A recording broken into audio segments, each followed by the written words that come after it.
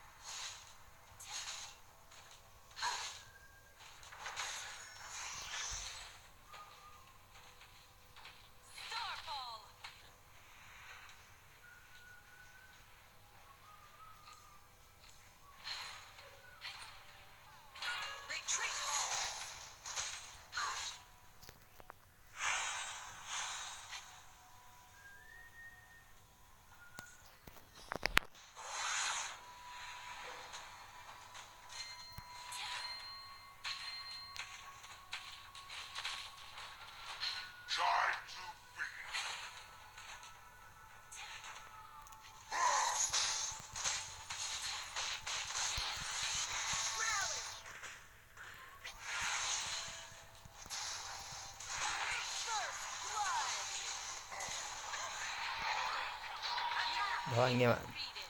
Đây rồi, mình đã có 3 mạng nha. Đó, mình hỗ trợ ở 3 là ok rồi. Nào đẩy thôi. Mình là đỡ đòn và mình sẽ chịu thiệp một tí để cho tên mình xanh là ok.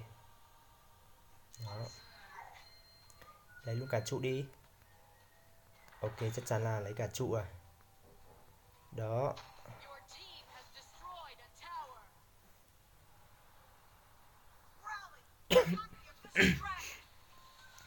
Về đây ăn rồng này.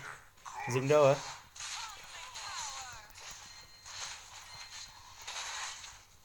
Đó.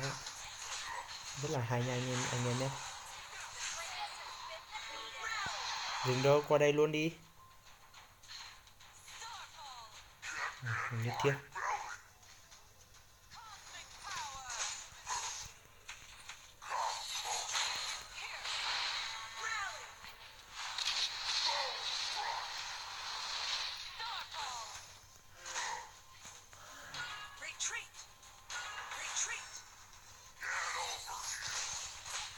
Đó anh em ạ, mình rất là hay nhé.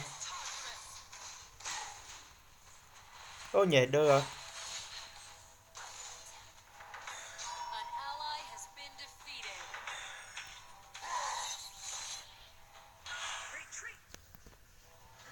Ôi nhỉ, cái mạng này lag quá.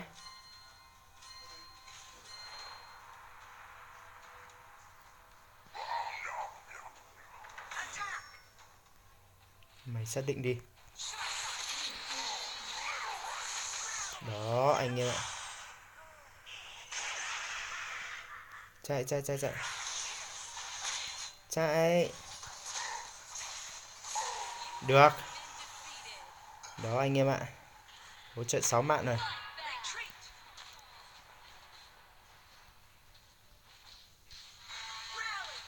Đánh đi, dừng mình ra đan ra kìa.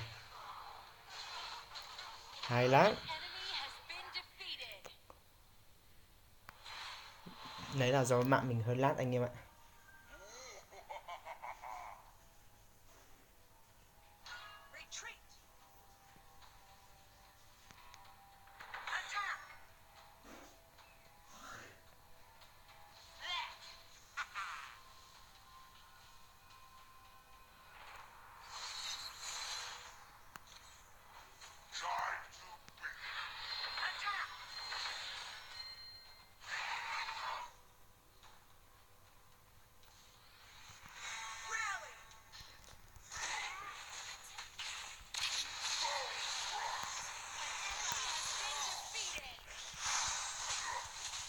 Mạng đây rồi, chắc chắn rồi. Đó.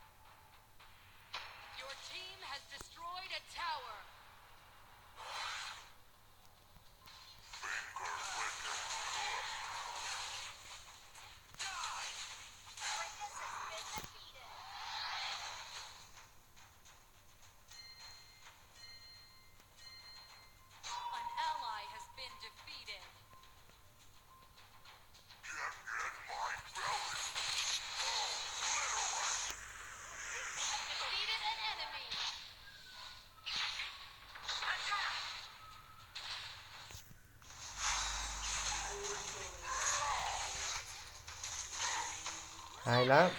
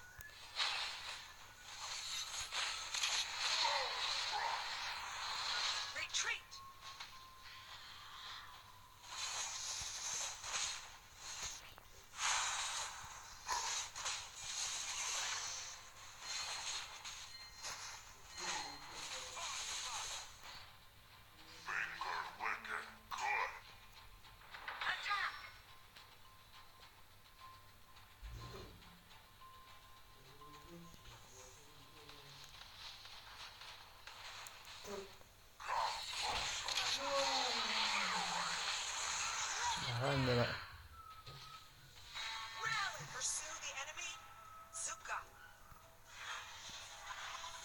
Yuka mày còn đường chạy không? Nó trốn về kìa.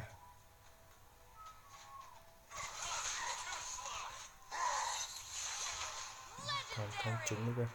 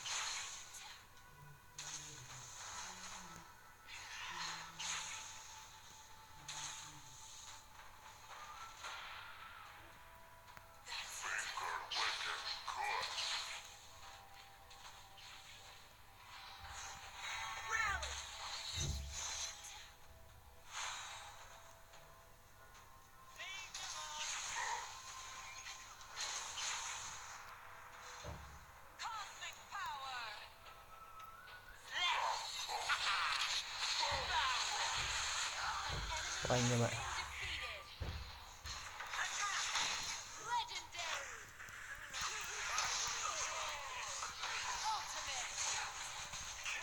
Thôi không phải chạy đâu.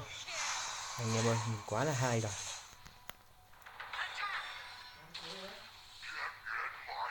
Đó.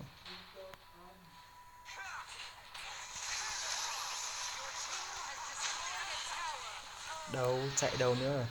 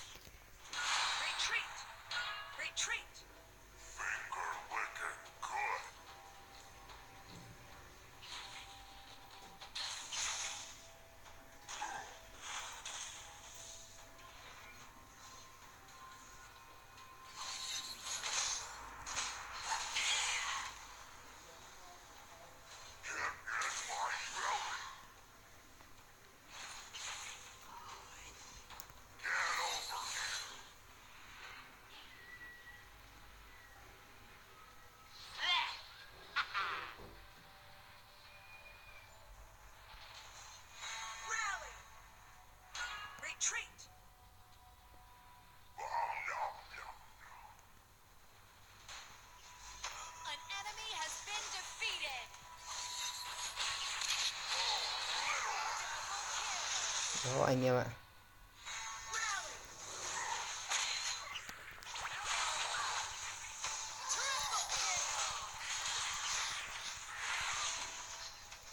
Chạy đâu nữa. Đó. Quá là tuyệt vời đúng không? Đẩy luôn này. Win rồi anh em ạ. 11 phút. Mình đỡ đòn quá là chắc. Watch.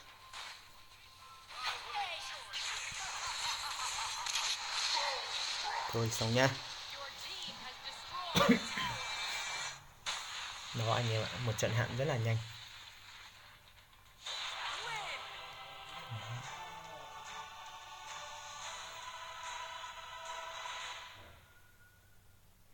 Đến đây anh em mà ai thấy mình chơi hay thì cho mình xin một đăng ký nha, một giúp like nha.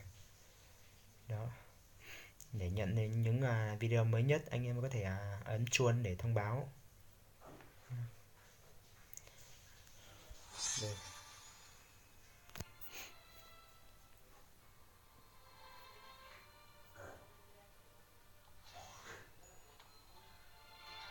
AD mình với AD đi với nhau là rất là ok anh em ạ. Đó.